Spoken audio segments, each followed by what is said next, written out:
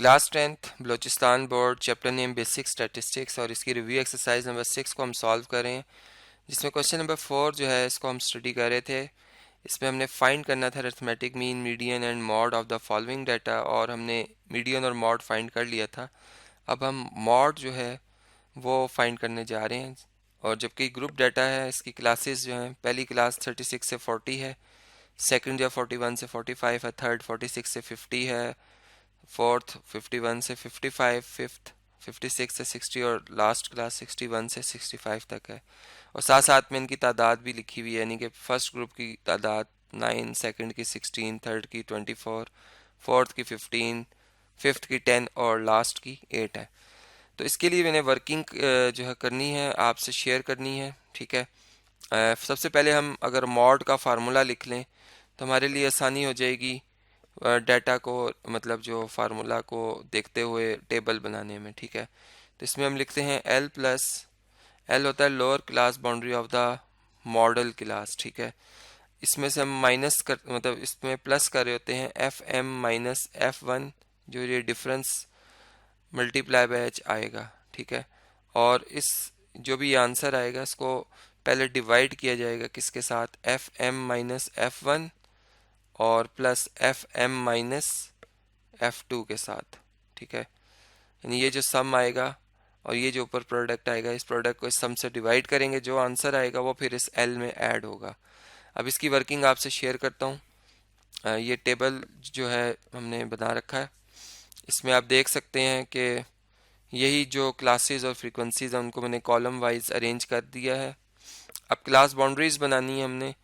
Class boundaries बनाने का तरीका ज़्यादा आसान यही है कि आप जो अपर क्लास लिमिट है फर्स्ट ग्रुप की और जो लोअर क्लास लिमिट है सेकंड ग्रुप की, इन दोनों का डिफरेंस देखें तो 1 आता है। 1 को हाफ कर लें तो 0.5, 0.5 आप तमाम लोअर लिमिट से माइनस कर दें और तमाम अपर लिमिट्स में ऐड कर दें तो आपको क्लास बाउंड्रीज मिल जाती हैं। यानी 36 में से 0.5 माइनस करें तो 35.5 आ जाता है। और यहाँ पे अगर आप ऐड कर लेते हैं 40 में 0.5 तो 40.5 जो है अपर क्लास लिमिट आ जाती है, अपर क्लास बाउंड्री आ जाती है। इसी तरह यहाँ से 40.5 ये लोअर क्लास बाउंड्री और ये 45.5 अपर क्लास बाउंड्री। तो 5 प्लस करते जाएंगे हम, चूँकि इस ग्रुप डाटा की जो क्लास इंटरवल की वैल्यू है वो 5 ही है, ठीक है। तो वो कैसे फाइंड हुई है, उसका तरीका ये है कि आप दो कोई कंजेक्टिव लोअर लिमिट्स ले लें, जैसे 41 और 36, इनका डिफरेंस लें तो 5 आता है, या दो कंजेक्टिव अपर लिमिट्स ले लें जैसे 45 और 40, इनका डिफरेंस ले लें तो वो भी 5 ही आता है। तो इस तरीके से हमें पता चला क्लास इंटरवल कितना है, 5 है। तो यहाँ पे आ जाएगा 50.5, यहाँ पे 50.5, यहाँ पे आ जाएगा 55.5, इसी तरह यहाँ पे 55.5, ये आ जाएगा 60.5, यहाँ पे आ जाएगा 60.5, और यहाँ पे आ जाएगा 70.5, सॉरी 65.5, 65.5। अब हमने देखा कि सबसे जो वो क्लास जिसकी फ्रीक्वेंसी सबसे ज़्यादा है वो होती है मॉडल क्लास। तो मॉडल क्लास है ये वाली, ठीक है।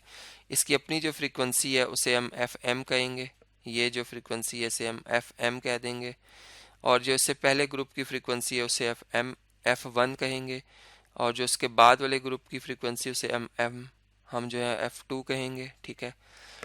और लोअर क्लास जो बाउंड्री है वो मॉडल क्लास की हम सेलेक्ट करते हैं, वो ये है 45.5, ठीक है, ये एल है।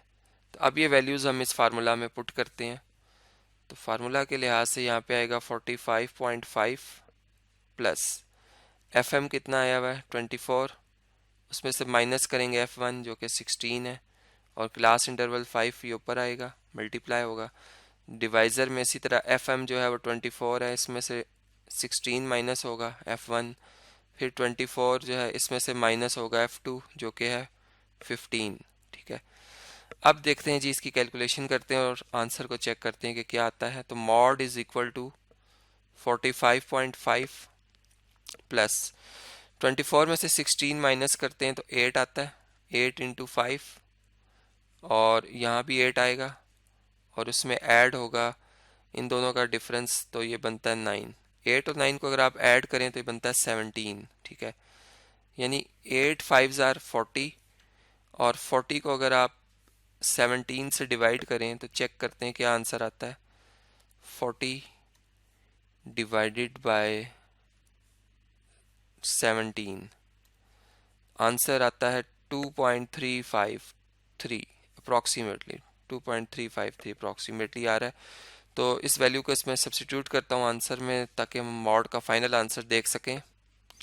जी, तो इसमें वैल्यूज़ अब हमने पुट की हैं और मॉड जो है अप्रॉक्सीमेटली बन जाता है 45.5 में 2.353 ऐड करें तो ये बनता है 47.853 अप्रॉक्सीमेटली।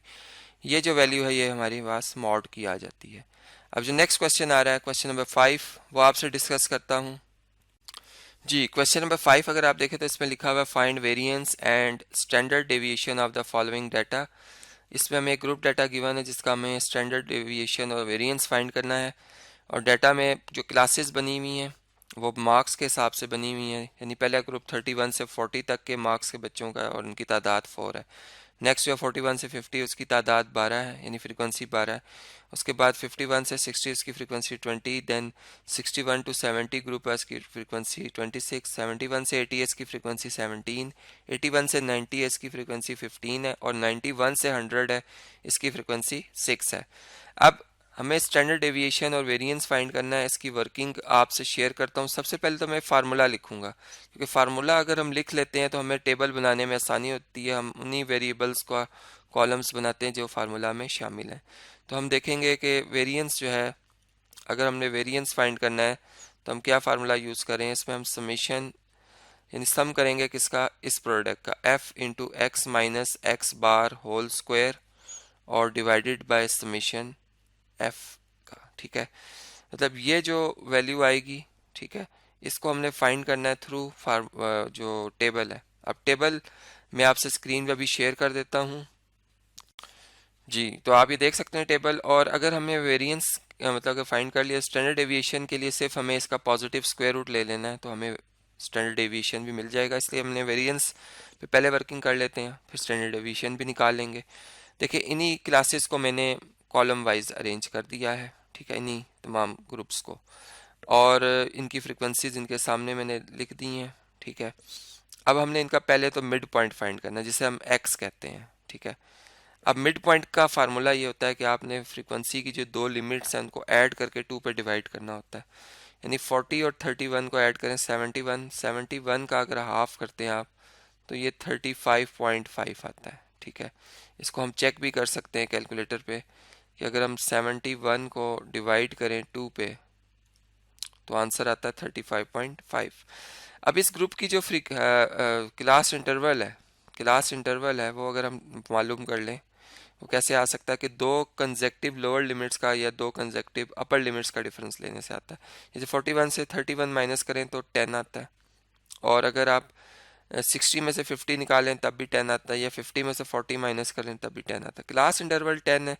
अब हम मिड पॉइंट्स नेक्स्ट बड़े आसानी से फाइंड कर सकते हैं। हम बस एक मिड पॉइंट हमने फाइंड किया, बाकी नेक्स्ट में हम 10 ऐड करते जाएंगे, यानी नेक्स्ट जो होगा मिड पॉइंट वो 45.5 होगा।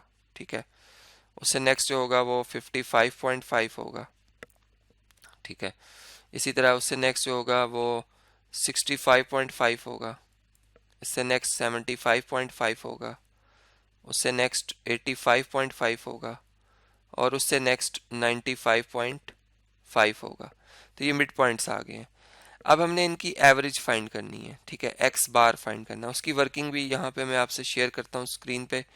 एक्स बार फाइंड करने के लिए ग्रुप डाटा के लिए हमें क्या होगा, करना होगा summation F x over summation F, हमें ये कैलकुलेशन करनी होगी। ठीक है, तो इसकी जो कैलकुलेशन है वो आपसे मैं अलग से शेयर करता हूँ अभी स्क्रीन पे। जी, तो मैंने इसी टेबल के अंदर मतलब मज़ीद दो कॉलम्स, एक कॉलम और ऐड किया है जिसमें मिड पॉइंट तो हमने भी फाइंड कर ही लिया था। अब हमने एफ और एक्स का प्रोडक्ट भी ले लिया, यानी ये एफ है, ठीक है, फ्रीक्वेंसी है, और इसको एक्स से मिड पॉइंट से मल्टीप्लाई किया। 4 को 35.5 से मल्टीप्लाई किया 142 आया, 12 को 45.5 से मल्टीप्लाई किया तो 546 आया, 20 को 55.5 से मल्टीप्लाई किया तो 1110 आया, 26 को 60.5 से मल्टीप्लाई किया तो 1703 आया। 17 को 75.5 से मल्टीप्लाई किया 1283.5 आया। 15 को 85.5 से मल्टीप्लाई किया तो 1282.5 आया। और 6 को 95.5 से मल्टीप्लाई किया तो 573 आया। अब आप इन तमाम वैल्यूज़ को ऐड करेंगे, यानी सम का मतलब है कि आप इन्हें ऐड कर रहे हैं, ठीक है। टोटल ऑब्जर्वेशन 100 है, तो इनका सम क्या आता है वो आपसे मैं अभी ऐड करके स्क्रीन पे शेयर करता हूँ। जी, तो ये सम आया 6640। इसको हम यहाँ पे लिख देते हैं 6640।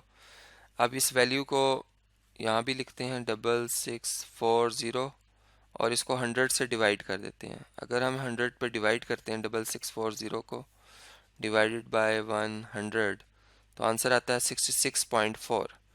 तो x बार हमें मिल गया 66.4। अब आपने क्या करना है कि जो x बार आया है इसको x में से x बार को माइनस करना है और फिर इसका स्क्वायर करना है, ठीक है। मतलब दो वर्किंग है। यहाँ पे दो कॉलम्स भी बनाए जा सकते हैं कि एक में आप x माइनस एक्स बार निकालें और फिर नेक्स्ट स्टेप में आप उसका स्क्वायर करें, या आप कंबाइन ये कर सकते हैं और फिर इसी तरीके से उससे नेक्स्ट कॉलम में आपका जो ये आंसर आएगा उसको आपने f से मल्टीप्लाई करके इधर लिखते जाना है, ठीक है।